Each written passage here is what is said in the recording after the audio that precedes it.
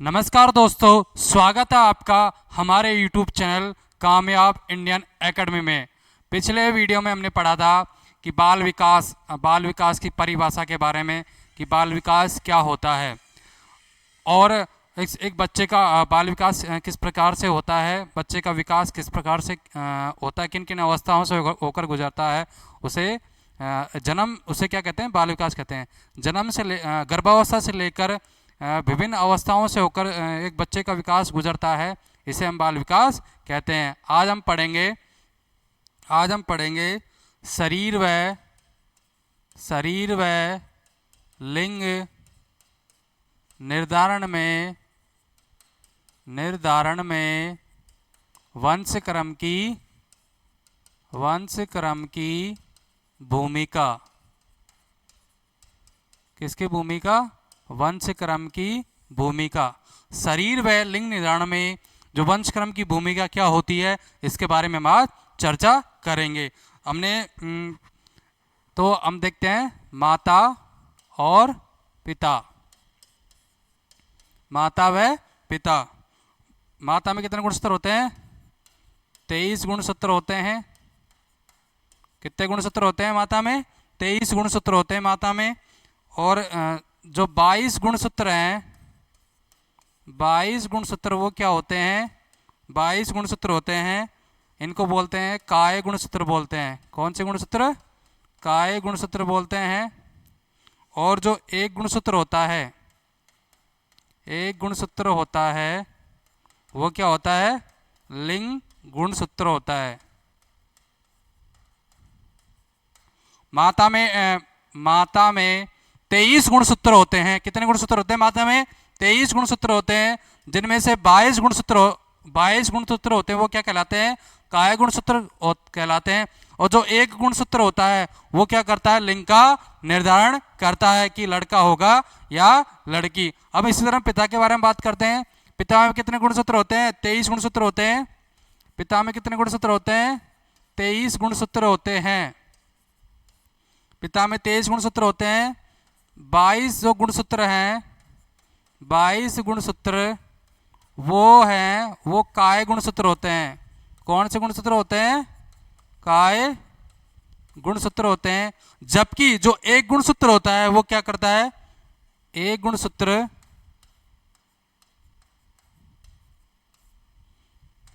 लिंग गुणसूत्र होता है। कौन सा गुणसूत्र होता है? लिंग गुणसूत्र। ठीक है। पिता में कितने गुणसूत्र होते हैं? 23 गुणसूत्र होते हैं। अब जो ये 22 गुणसूत्र माता के, एक मिनट, 22 गुणसूत्र माता के और 22 गुणसूत्र पिता के, वो दोनों मिलकर क्या कितने गुणसूत्र हो गए? 22 और 22 44 गुणसूत्र। कितने हो गए? 44 गुणसूत्र। 44 गुणसूत्र ये क्या करते हैं? शरीर का निर्माण करते हैं। माता के 22 गुणसूत्र और पिता के 22 गुणसूत्र मिलकर क्या करते हैं? मतलब किसका निर्माण करते हैं? शरीर का निर्माण करते हैं। किसका? शरीर का निर्माण। किसका निर्माण करते हैं? शरीर का निर्माण करते हैं। 22 माता के गुणसूत्र और 22 ही पिता के गुणसूत्र। 22 और 22 कितने हो गए? 44 गुणसूत्र, जो किसका निर्माण करते हैं? जो शरीर का निर्माण करते हैं। अब हम बात करते हैं आगे।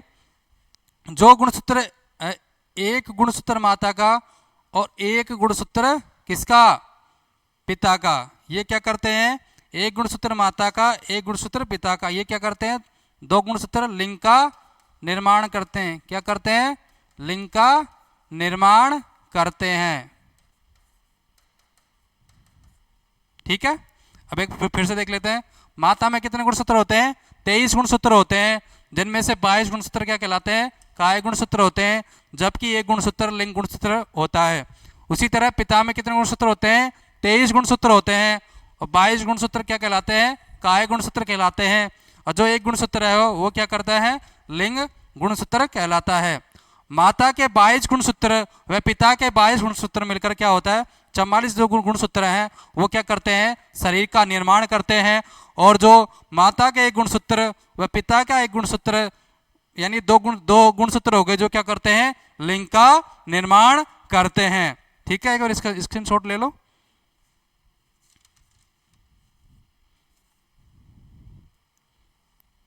अब हम आगे चलते हैं। गर्भधारण के समय, गर्भधारण के समय, एक बार इसको लिख लो आप। गर्भधारण के समय 46 गुणसूत्रों, 46 गुणसूत्रों में से 44 गुणसूत्र तो 44 गर्भधारण के समय 46 गुणसूत्रों में से 44 गुणसूत्र हमारे शरीर का निर्माण, हमारे शरीर का निर्माण करते हैं। क्या करते हैं? हमारे शरीर का निर्माण करते हैं। कितने गुणसूत्र? 44 गुणसूत्र। अब आगे लिखते हैं हम, जो क्या होता है, जो माता व पिता से 22-22 के जोड़े के रूप में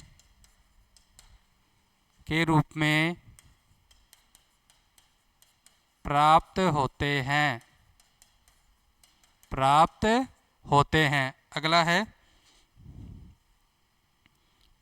अगला है माता पिता की ओर से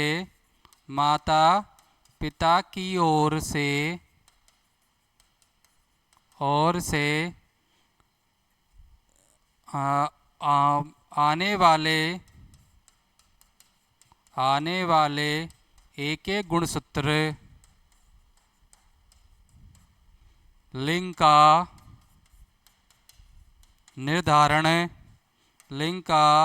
निर्धारण करते हैं। किसका निर्धारण करते हैं? लिंग का निर्धारण करते हैं। गर्भधारण के समय 46 गुणसूत्रों में से 44 गुणसूत्र हमारे शरीर का निर्माण करते हैं, जो माता व पिता से 22-22 के जोड़े के रूप में प्राप्त होते हैं। माता पिता की ओर से आने वाले एक एक गुणसूत्र लिंग का निर्धारण करते हैं। अब हम आगे बात करते हैं कि लिंग का निर्धारण किस प्रकार होता है। लिंग का निर्धारण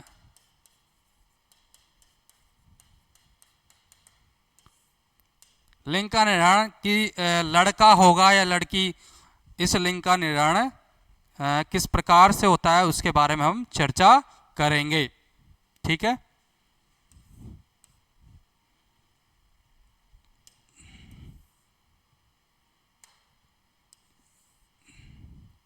माता और पिता। ठीक है, एक्स एक्स, पिता एक्स वाई। ठीक है,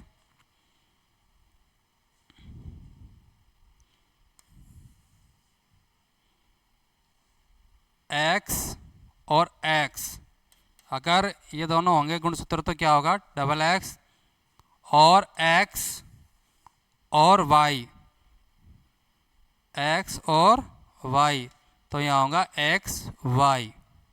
ठीक है, यहाँ बालिका और यहाँ बालक। अगर माता की ओर से एक्स गुणसूत्र और पिता की ओर से एक्स गुणसूत्र हो तो एक बालिका का जन्म होता है। किसका जन्म होता है? बालिका का जन्म होता है। उसी प्रकार माता से एक्स गुणसूत्र हो और पिता से वाई गुणसूत्र हो तो एक क्या होता है? बालक का जन्म होता है। किसका जन्म होता है? बालक का जन्म होता है। माता की ओर से एक्स गुणसूत्र और पिता की ओर से भी एक्स गुणसूत्र हो तो एक बालिका का जन्म होता है, और माता की ओर से एक्स गुणसूत्र और पिता की ओर से वाई गुणसूत्र हो तो एक बालक का जन्म होता है। स्क्रीनशॉट ले लो आप एक बार।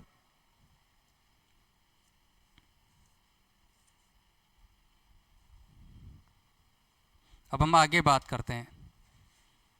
माता में पाए जाने वाले दोनों लिंग गुणसूत्र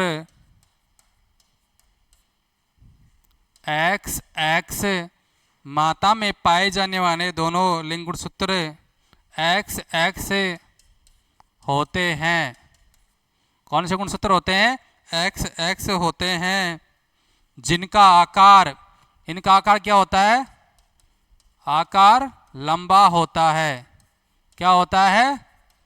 आकार लंबा होता है। माता में पाए जाने वाले दोनों लिंग गुणसूत्र एक्स एक्स होते हैं। इनका आकार लंबा होता है। ठीक है, अब आगे चलते हैं हम।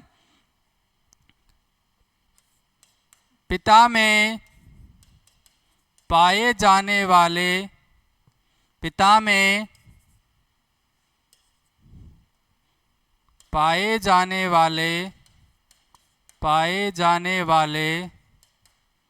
दोनों पिता में पाए जाने वाले लिंग गुणसूत्रों में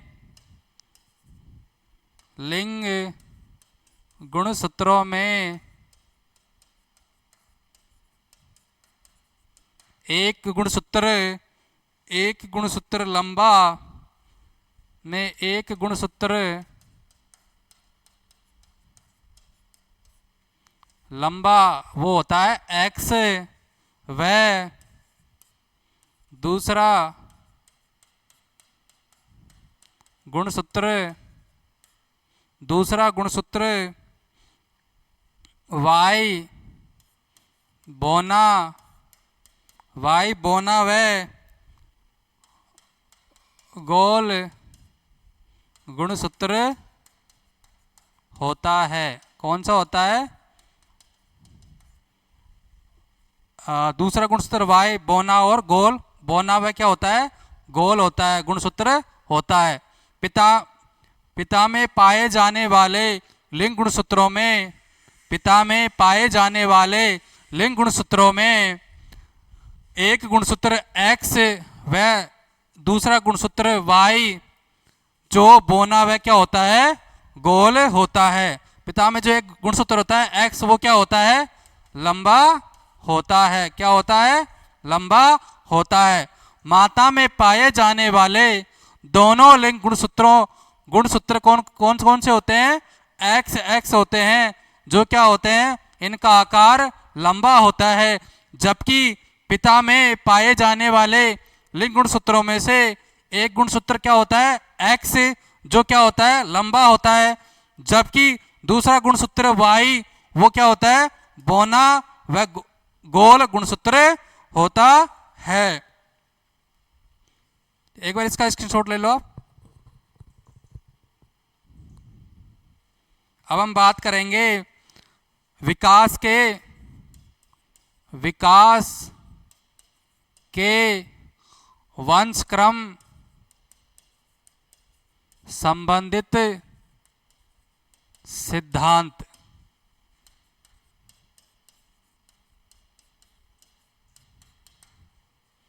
विकास के वंशक्रम संबंधित सिद्धांतों के बारे में हम बात करेंगे कि विकास, एक बालक का विकास एक जो है वो किस प्रकार होता है और वंशक्रम से किस प्रकार जो संबंधित रहता है, उसमें कौन कौन से सिद्धांत है उसके बारे में हम बात करेंगे।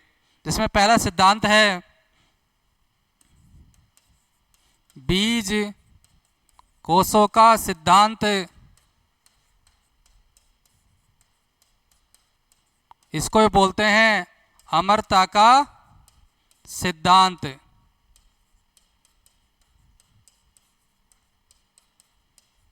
अमरता का सिद्धांत।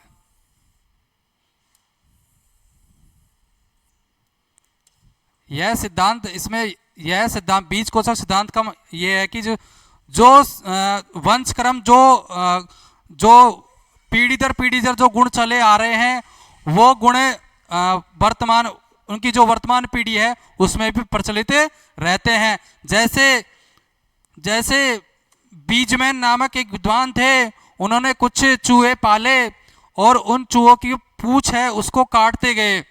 बीजमैन नामक एक विद्वान है, उन्होंने कुछ चूहे पाले और उन चूहों की पूंछ को वो काटते गए, लेकिन ऐसा कभी नहीं हुआ कि बिना पूंछ वाली कोई संतान पैदा हुई हो। इससे यह तात्पर्य है कि जो उनका बीज कोषों का जो सिद्धांत है अमरता का, कि जो गुण है वो पीढ़ी दर पीढ़ी वंशक्रम में चलते रहते हैं। बीजमैन ने क्या किया? बीजमैन ने कुछ चूहे पाले। बीजमैन ने क्या किया? कुछ चूहे पाले और उन चूहों की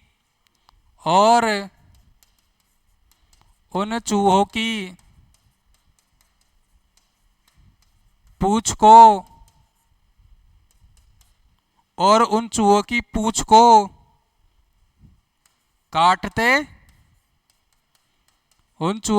को काटते गए, लेकिन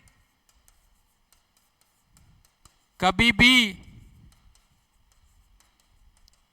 ऐसा नहीं हुआ कि बिना पूंछ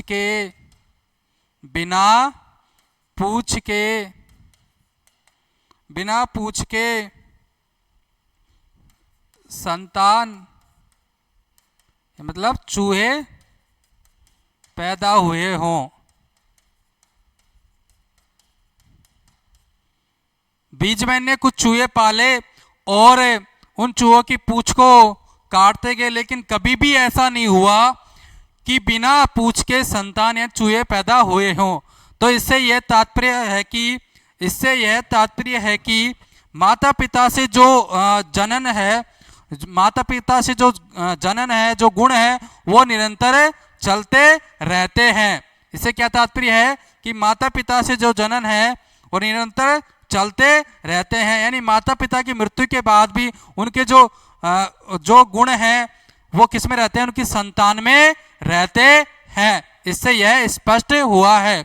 इसको हम बोलते हैं, इसको निरंतरता का सिद्धांत भी कह सकते हैं। किसका? निरंतरता का सिद्धांत भी कह सकते हैं। निरंतरता का सिद्धांत इसलिए कहेंगे कि वो जो गुण है, माता पिता के गुण निरंतर पीढ़ी दर पीढ़ी चलते रहते हैं।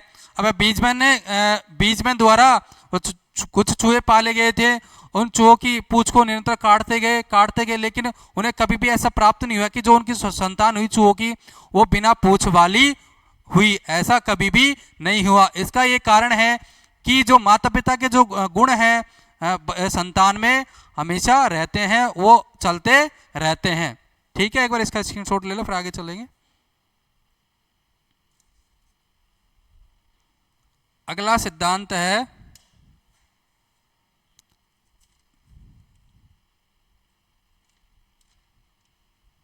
असमानता का सिद्धांत।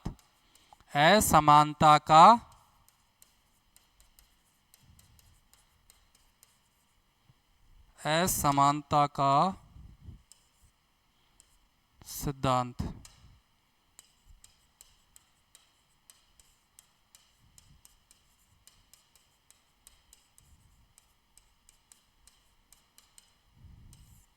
असमानता का सिद्धांत। कभी कभी ऐसा भी हो जाता है कि जो माता पिता हैं, माता पिता के गुण और उनकी जो संतानों में गुण हैं वो अलग अलग हो जाते हैं। कभी कभी ऐसा हो जाता है माता पिता के गुण जैसे रंग, रूप, कद, काठी में क्या होता है में परिवर्तन हो जाता है। जैसे किसी के पिता की हाइट बहुत लंबी है, लेकिन उनके जो पुत्र हैं उनकी हाइट काफ़ी छोटी रह जाती है।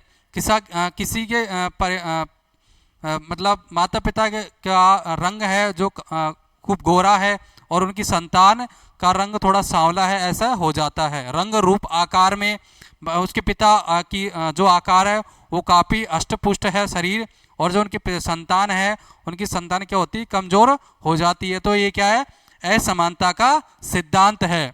लिखिए इसमें, इस सिद्धांत के अनुसार कभी कभी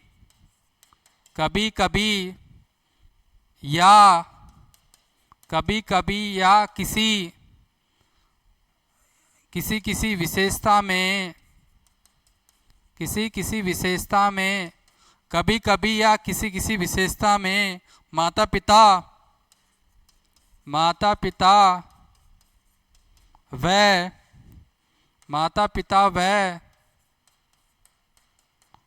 पिता व संतानों में अलग अलग प्रकार के लक्षण दिखाई देते हैं। किस प्रकार के, अलग अलग प्रकार के क्या है, लक्षण दिखाई देते हैं। जो रंग रूप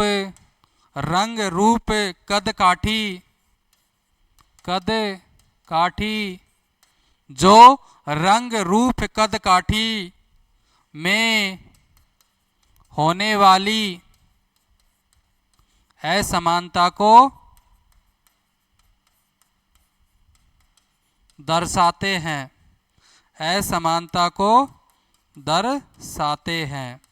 क्या है, देखो ये नहीं कि हमेशा ही हो, ये कभी कभी होता है कि किसी विशेषता में माता पिता व संतानों में क्या होता है, अलग अलग प्रकार के लक्षण दिखाई दे देते हैं। कई बार जैसे किसी के पिता की हाइट कम है और उसके पुत्र की हाइट ज़्यादा हो जाती है, ये क्या होता है, असमानता के सिद्धांत के अनुसार होता है। संतानों में अलग अलग प्रकार के लक्षण दिखाई देते हैं जो रंग रूप कद काठी में होने वाली असमानता को दर्शाते हैं। यह है असमानता का सिद्धांत। जो माता पिता व संतानों में क्या होते हैं, अलग अलग लक्षण दिखाई दे देते हैं। और वो लक्षण किस में दिखाई देते हैं, रंग रूप कदकाठी में दिखाई देते हैं। किस में दिखाई देते हैं, रंग रूप कदकाठी में लक्षण दिखाई देते हैं। ठीक है, स्क्रीनशॉट ले लो इसका।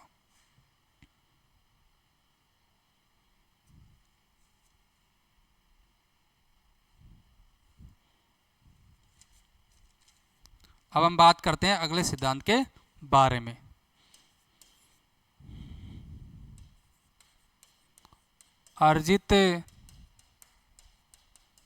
अर्जित गुणों के संक्रमण का सिद्धांत।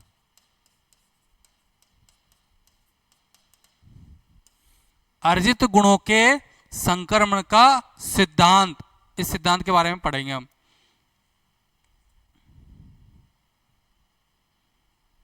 मतलब ये है कि कुछ जो गुण है, देखो कुछ गुण होते हैं वो जो जन्म से चलते रहते हैं, वो माता पिता से बच्चों में ट्रांसफर होते हैं। लेकिन कुछ गुण ऐसे होते हैं जो अर्जित करते हैं।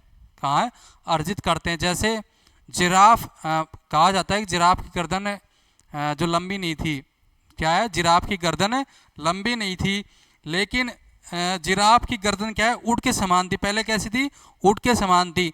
लेकिन जब जिराफ ने क्या, वो अपने ऊंचे ऊंचे पेड़ों को जो पत्तियां खाने के लिए अपनी गर्दनों को ऐसे ऊंची करने का प्रयास करते गए, और एक समय ऐसा आया कि उनकी गर्दन काफ़ी वो हो गई, ऊंची हो गई, और जिससे क्या होगा, वो जो गुण है उनकी संतानों में भी आ गया। क्या है, उनकी संतानों में भी आ गया। उसे बार बार प्रयोग किया, क्या, गर्दन को, जैसे पेड़ होते हैं ऊंचे काफ़ी, उनकी जो पत्तियों खाने के लिए बार बार इसका प्रयोग किया गया, गर्दन को ऊंचा करने का प्रयोग किया गया। ऐसा बार बार प्रयोग करने के कारण जो उनकी गर्दन है वो काफ़ी लंबी हो गई, और जो यह गुण है जो वहाँ से उनकी संतानों में आ गए। ठीक है, लिखेंगे लैमार्क ने जिराफ की गर्दन पर प्रयोग करते हुए प्रयोग करते हुए लैमार्क ने जिराफ की गर्दन पर प्रयोग करते हुए सिद्ध किया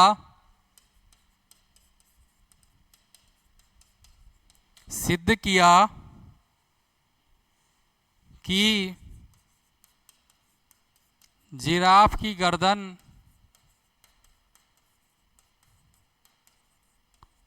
ऊंट के समान जिराफ की गर्दन ऊंट के समान लंबी होती थी। क्या सिद्ध किया लैमार्क ने कि जिराफ की गर्दन है जो ऊंट के समान लंबी होती थी। परंतु जिराफ के द्वारा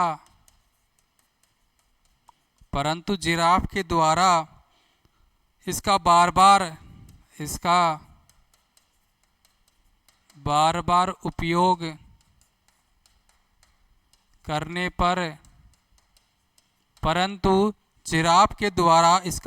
उपयोग करने पर इसकी लंबाई धीरे धीरे बढ़ने लगी। इसकी लंबाई धीरे धीरे बढ़ने लगी। इसकी लंबाई क्या है? धीरे धीरे बढ़ने लगी। और यह लंबाई धीरे धीरे बढ़ने लगी तो और यह क्या है? उनसे उनकी संतानों में आने लगी। ठीक है, ये जो संक्रमण है मतलब उनकी जो जिराफ की जो संतान है जिराफ से कहा गई उनकी संतानों में। ठीक है, इसको नोट कर लो, एक बार स्क्रीनशॉट ले लो इसका।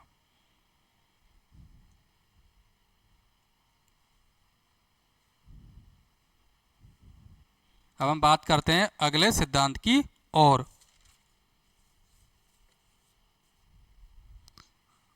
अगला है विपरीत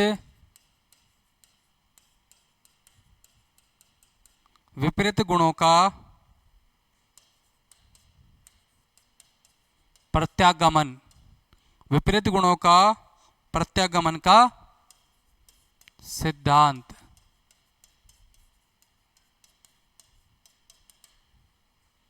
विपरीत गुणों का प्रत्यागमन का सिद्धांत।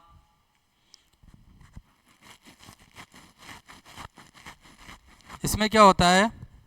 विपरीत गुण मतलब माता पिता जैसे होते हैं उसके उलट विपरीत बिल्कुल। अगर अच्छे माता पिता हैं तो उसकी संतानें, जैसे कहते हैं ना कि उसके माता पिता अच्छे हैं लेकिन इसकी संतान तो नालायक है। ठीक है ना, तो संतानें अच्छी होती हैं, मतलब माता पिता अच्छे होते हैं लेकिन संतानें क्या होती हैं? उसके विपरीत निकल जाती हैं। जैसे विपरीत गुण होते हैं, अगर उसके परिवार में माता का व्यवहार अच्छा है, पिता का व्यवहार अच्छा है, तो बच्चे का व्यवहार अच्छा नहीं होता।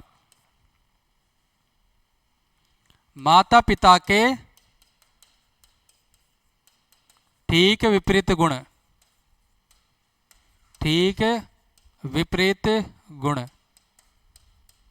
माता पिता के ठीक क्या होते हैं? विपरीत गुण। किसमें होते हैं? विपरीत प्रत्यागमन के सिद्धांत में। जो ये गुण होते हैं शारीरिक रूप से भी हो सकते हैं, ठीक है, और मानसिक रूप से। शारीरिक व मानसिक रूप से। शारीरिक जैसे पिता की लंबाई बताया मैंने, आप पिता की लंबाई ज़्यादा है तो पुत्र की लंबाई कम रह गई। ठीक है, पिता का जो मानसिक जो स्तर है वो अच्छा है लेकिन पुत्र का मानसिक स्तर अच्छा नहीं है। और जैसे उसका उलट देख लेते हैं, पिता की लंबाई कम है लेकिन पुत्र की लंबाई ज़्यादा है। ये जैसे पिता की जो मानसिक स्तर है वो थोड़ा कम है लेकिन जो पुत्र का मानसिक स्तर ज़्यादा है। तो इस तरह से होता है, विपरीत गुणों का सिद्धांत उलट रहता है इसका। ठीक है, जो पिता में है वो पुत्र में नहीं होगा और जो पुत्र में है वो पिता में नहीं होगा। ठीक है, और हम एक देख सकते हैं व्यवहार भी। क्या है? व्यवहार के बारे में देख सकते हैं। जैसे व्यवहार होता है माता पिता का व्यवहार अच्छा लेकिन पुत्र का व्यवहार अच्छा नहीं है। इसके अब ये भी हो सकता है विपरीत गुणों के सिद्धांत में। अब जैसे हम एक उदाहरण है, जैसे हिरण्यकश्यप है, हिरण्यकश्यप के पुत्र का क्या नाम था? प्रहलाद। हिरण्यकश्यप के पुत्र का क्या नाम था? प्रहलाद। ये भगवान विष्णु की भक्ति करता था प्रहलाद, और हिरण्यकश्यप इनको भगवान विष्णु को अपना शत्रु मानता था। ये एक मतलब राक्षसी प्रवृत्ति का था, और ये भगवान विष्णु को अपने आराध्य मानते थे, उनको बहुत मानते थे। तो ये क्या हो गया? ये तो इसका उलट हो गया ना, ये उनका दुश्मन मानते थे भगवान विष्णु को, लेकिन ये क्या, वो उनकी पूजा करते थे, आराधना करते थे। ये क्या हो गया? विपरीत गुणों का प्रत्यागमन का सिद्धांत।